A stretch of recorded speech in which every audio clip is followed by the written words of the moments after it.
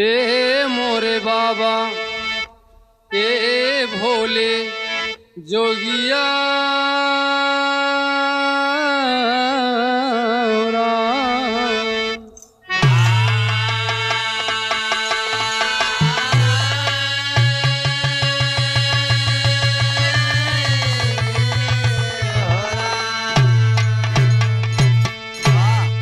सुने वाले मित्र, दास चरणन में अरदास कर रहा है। वाह।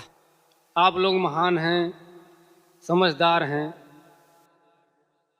ये बिरहा आप लोगों के बीच में बहुत ही दर्दनाक बिरहा जा रहा है, जो पूरे देश और विदेश में चल।